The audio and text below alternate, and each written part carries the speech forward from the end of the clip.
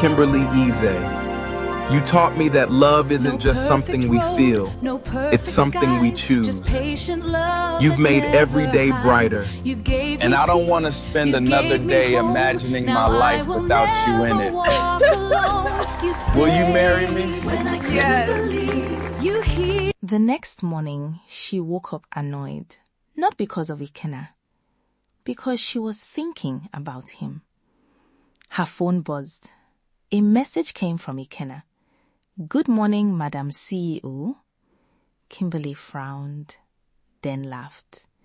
She replied, "Madam CEO?" Another message appeared.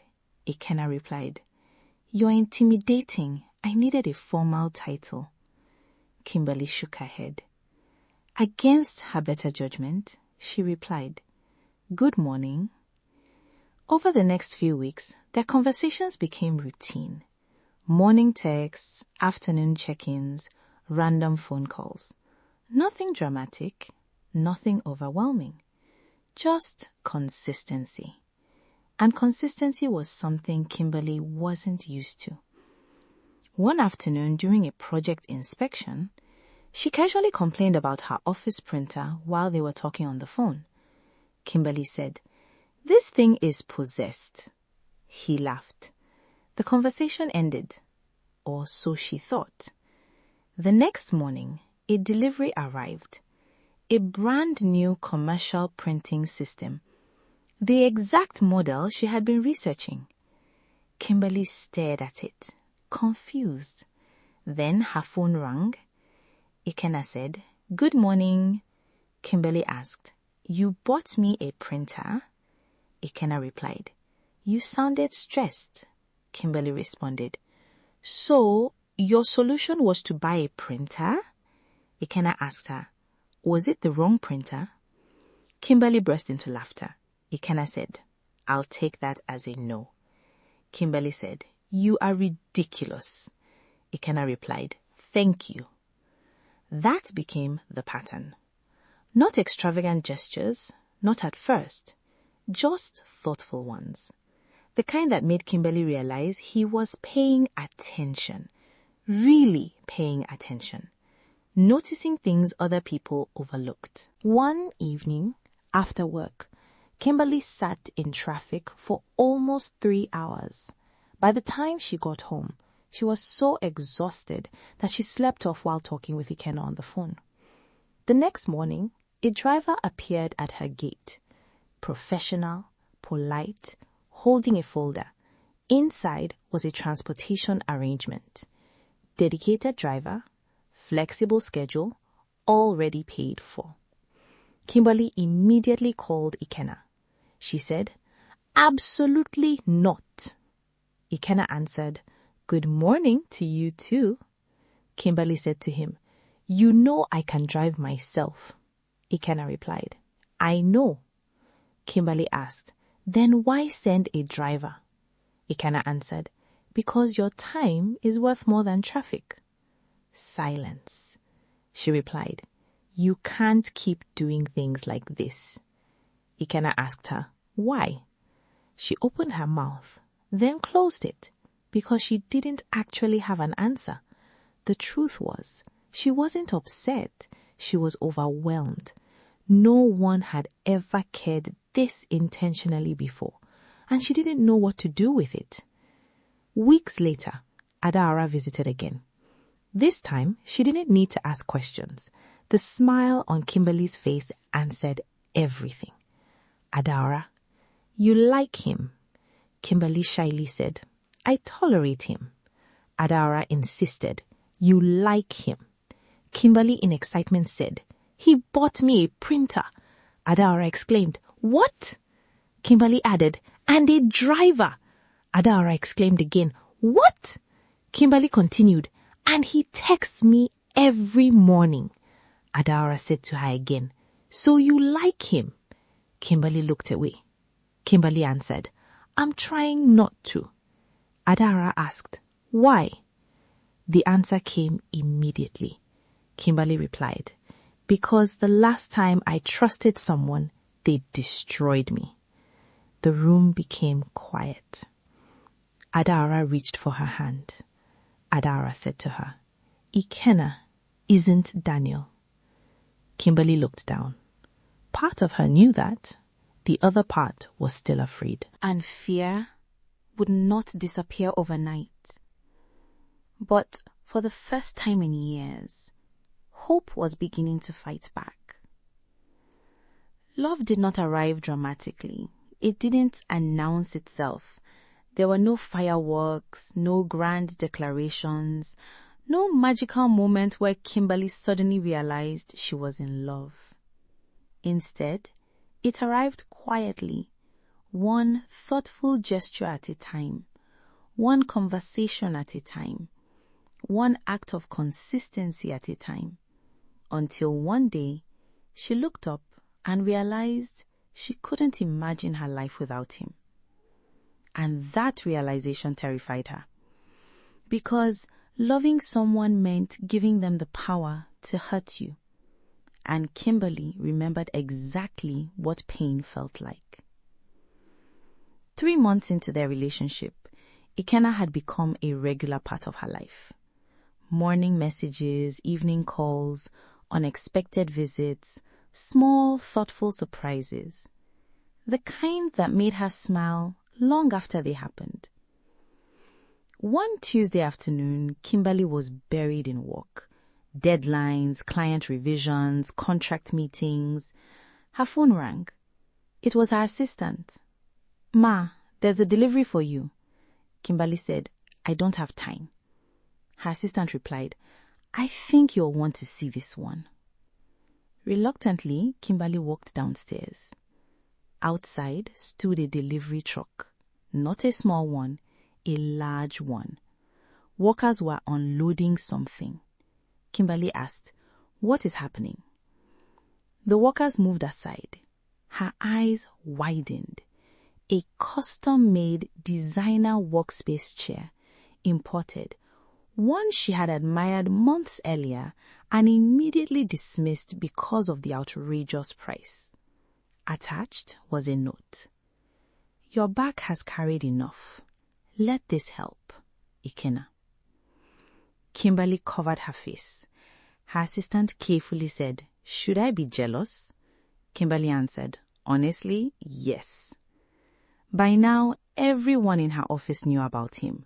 Not because Kimberley talked about him, because his presence kept appearing. Flowers, books, lunch, coffee, thoughtful gifts, always at the exact moment she needed them. Never excessive, never performative, just intentional. One afternoon, a package arrived. Inside was a leather-bound journal. Kimberley frowned, then opened it. The first page contained a handwritten note. "If your mind gets too loud, write it here instead." She stared at the page for several seconds, then slowly smiled, because somehow he always seemed to know exactly what she needed, even when she didn't. Several weeks later, Kimberley and Ikenna sat together at a quiet restaurant overlooking the ocean. The sun was beginning to set. The sky painted itself in gold and orange. For a while, neither spoke. They simply watched the waves, comfortable, peaceful, the kind of silence that only exists between two people who genuinely enjoy each other's company. Eventually, Kimberley turned toward him. Kimberley said, "Can I ask you something?" Ikenna said, "You usually do." Kimberley asked, "Why are you like this?" Ikenna laughed softly. He said, "Like what?" She replied, "Like..." She struggled to find the words. She said, "You make everything easier." Ikenna replied, "Not everything." Kimberley said, "Most things." He said to her, "Maybe because life is already hard enough." Kimberley stared at him. Sometimes his simplicity was frustrating because she kept expecting complexity and he kept giving her honesty. It was after that dinner that the nickname was born, the nickname that would stay with him forever. A few days later, Kimberley discovered that the faulty generator in her apartment building had been replaced. The problem had been frustrating residents for months. Nobody could solve it. Nobody wanted to pay for it. Then, suddenly, it was fixed. When Kimberley learned who paid for it, she immediately called him. "Tell me you didn't." Ikenna asked, "Didn't what?" She said, "Fix the generator." Ikenna chuckled and said, "People needed electricity." Kimberley replied, "That's not your responsibility." Ikenna said, "It is now." Kimberley burst out laughing. Kimberley said to him, "You know what your problem is?" Ikenna asked, "What?" Kimberley replied, "You're an ODOGWU." Ikenna said, "I've been called worse." Kimberley said, "No." She smiled and said, "You're an ODOGWU silencer." Ikenna, what exactly does that mean? Kimberley replied, "It means you do outrageous things quietly, in a good way." For the first time all day, Ikenna laughed loudly, and Kimberley realized she loved the sound. From that day forward, the name stayed, and strangely, it fit perfectly. Months passed. Their relationship deepened, not through dramatic moments, through ordinary ones. Grocery shopping together, Sunday lunches after church, late night conversations, long drives, shared laughter, comfort, safety, peace. Things Kimberley once thought were boring until she experienced them. One weekend, they attended a charity event together. During the event, Kimberley suddenly became dizzy. At first, she ignored it. Then came the nausea, the headache, the weakness. Within an hour, she could barely stand. The doctor later diagnosed severe food poisoning. Nothing life-threatening, but serious enough to require hospitalization. That night, Kimberley woke up around 2 a.m. The hospital room was dimly lit. Machines beeped quietly. She turned her head and froze. Ikenna sat in a chair beside her bed, asleep, one arm folded awkwardly across his chest, the other still holding her hand. Kimberley stared at him for several moments, emotion building in her chest, because nobody had ever stayed. Not like this. Not when things were inconvenient. Not when things became difficult. Not when there was nothing to gain. The next morning, she woke again. He was still there. Same chair, same position, same hand holding hers. Kimberley said in a faint voice, "You know there's a perfectly good house you could have slept in?" Ikenna opened his eyes, smiled. He said, "I know." She asked him, "You stayed all night?" Ikenna replied, 3 nights actually. Kimberley blinked. "What?" He answered, "You've been sleeping most of the time." Her eyes widened. 3 days. 3 entire days. Ikenna said, "Don't look at me like that." She still asked, "You stayed for 3 days?" He answered, "You would have done the same." Kimberley looked away quickly because her eyes were beginning to fill with tears, and she hated crying, especially in front of him. But this felt different. This wasn't sadness. This was gratitude, the dangerous kind, the kind that makes you fall in love. When Kimberley returned home, something had changed. Not in him, in her. The walls she had spent years building were beginning to crack, and she knew it. One rainy evening, they sat inside his car, overlooking the Lagos coastline. Rain tapped gently against the windshield. The city lights shimmered in the distance. For a long time, neither spoke. Then suddenly, Kimberley did. She said, "I'm scared." Ikenna turned toward her, not surprised, not confused, just attentive. He said, "I know." Kimberley asked, "What if you become like everyone else?" The question hung in the air, heavy, raw, honest. What if one day you wake up and decide, I'm not enough? Silence. Then Ikenna spoke, carefully. He said, "Kimberley," she looked at him, "if I wanted to leave, I would have left already." Her eyes filled. "I know you're waiting for me to become the man who hurt you." His voice remained calm, steady. "But I'm not them." The tears finally came. Small at first, then more.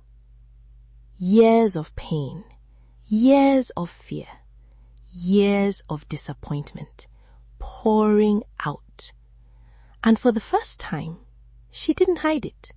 She cried. And he stayed. No speeches, no attempts to fix her, no pressure. Just presence, just patience, just love. The kind that sits beside you while you heal.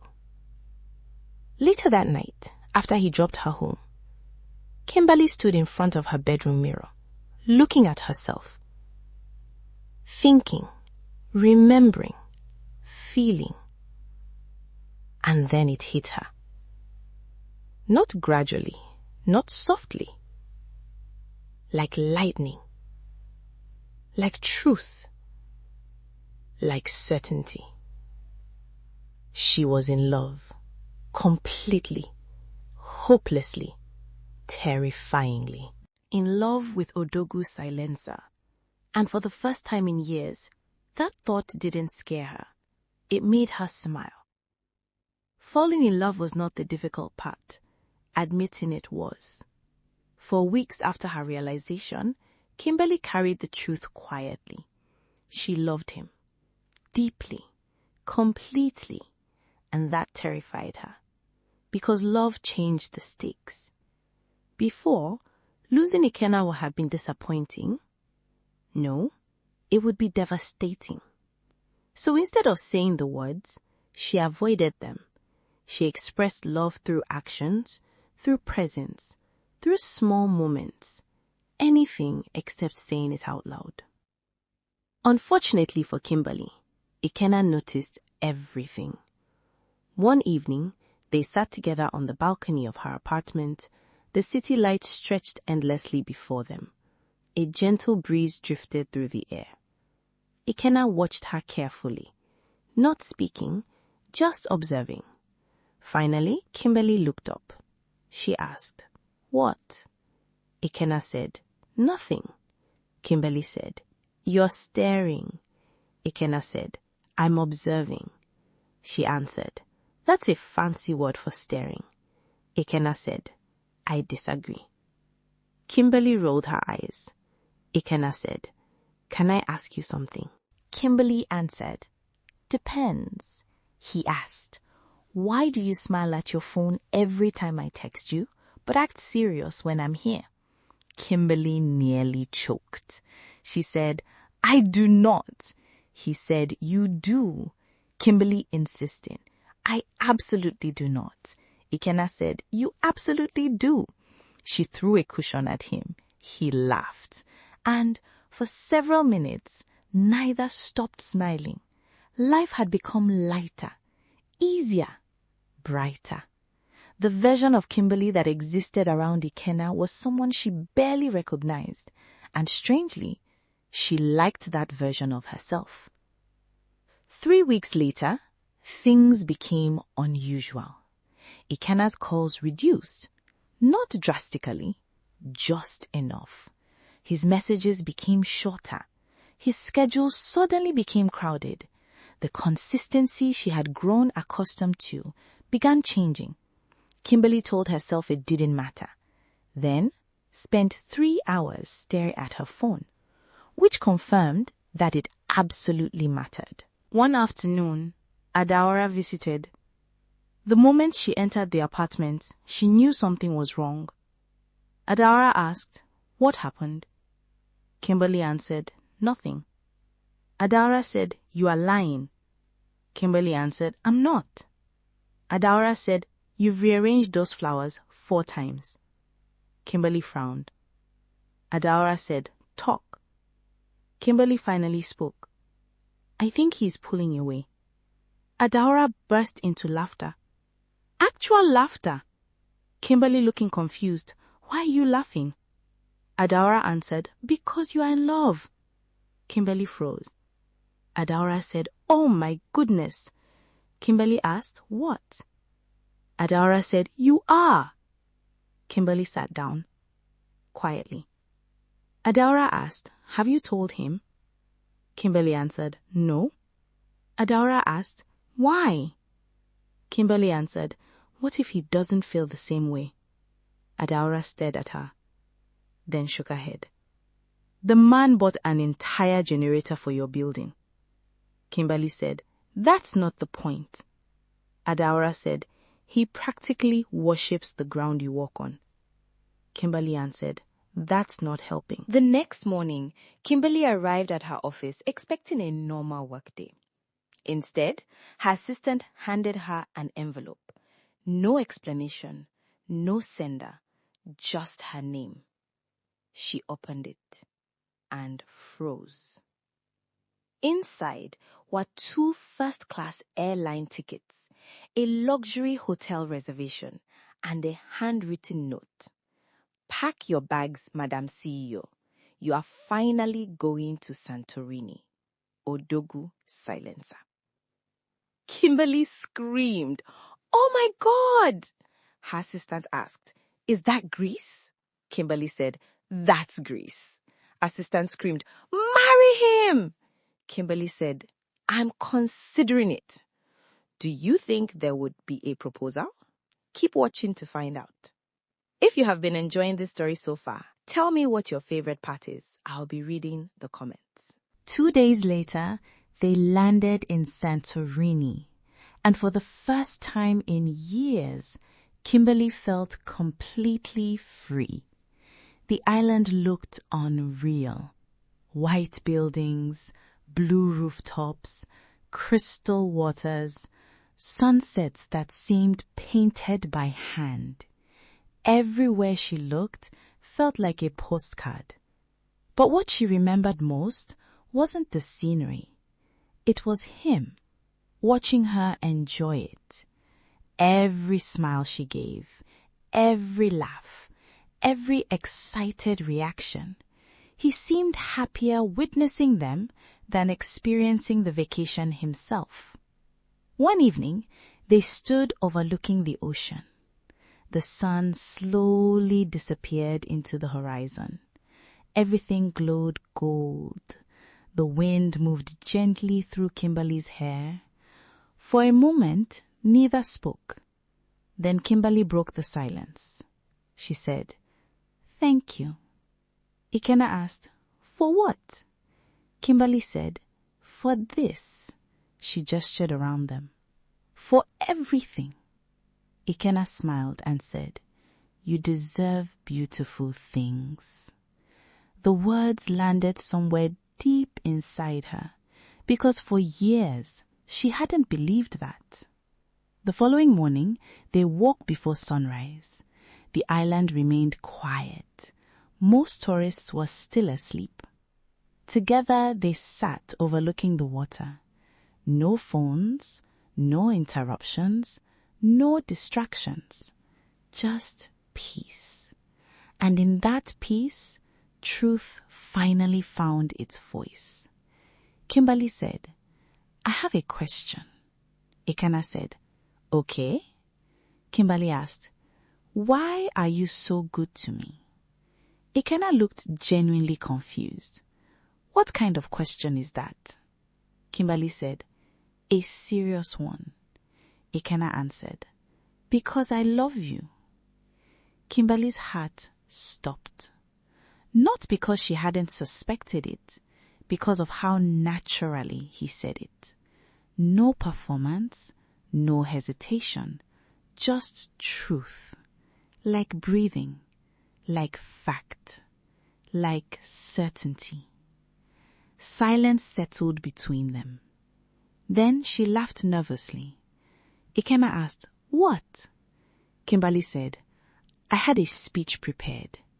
Ikenna asked, "A speech?" Kimberley said, "Yes." Ikenna asked, "Should I be worried?" Kimberley answered, "Probably." They both laughed. Then Kimberley looked directly into his eyes and finally said the words she had been carrying for months. She said, "I love you too." Everything became quiet. The ocean, the wind, the world. For a brief moment, it felt like only two people existed, and they were both exactly where they belonged. This love story is just unfolding. Do you know anyone who found love again after giving up? Or you experienced it? I'd like to hear from you. Like this video and share with your friends so we can grow this community of story lovers.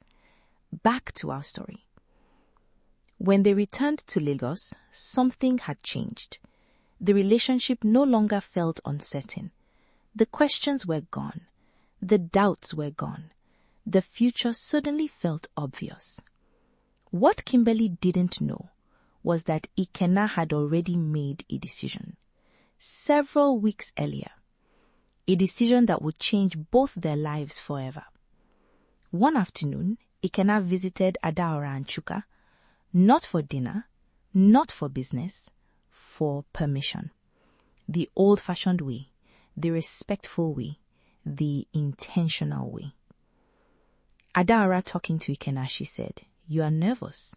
Ikenna said, "A little."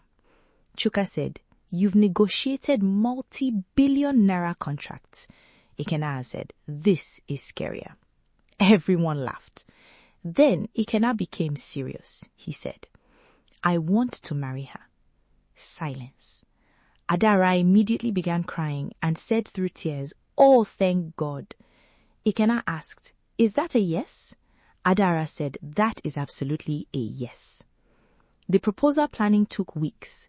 Venues, decorations, family coordination, travel arrangements, surprises. Everything had to be perfect. Not because Kimberley expected perfection, because she deserved effort, and effort was something Ikenna believed in. Finally, the day arrived. A private beachfront dinner. Elegant, simple, beautiful. Exactly the kind of evening Kimberley expected from him, which made the surprise even more effective. Halfway through dinner, the music changed. Kimberley frowned, then turned around and gasped. Her family stood behind her. Friends, loved ones, everyone, smiling, waiting, watching. Tears immediately filled her eyes. Kimberley said, "No." The smile on her face said the opposite. Ikenna said, "Yes." He stepped forward, reached into his pocket, and dropped to warn me. The world disappeared. Only his voice remained. Ikenna said, "Kimberley Eze." Tears rolled down her cheeks. Kimberley Eze, you taught me that love isn't just something we feel, it's something we choose. You've made every day brighter. And I don't want to spend another day imagining my life without you in it. Will you marry me? Yes. The crowd erupted. Cheers, applause, celebration. And as Ikenna placed the ring on her finger, Kimberley realized something. Every heartbreak, every disappointment, every tear she cried, every prayer she thought God ignored, had led her here, to this moment, to this man, to her ODOGWU silencer. Stay tuned for final part. Support this community by subscribing to this channel.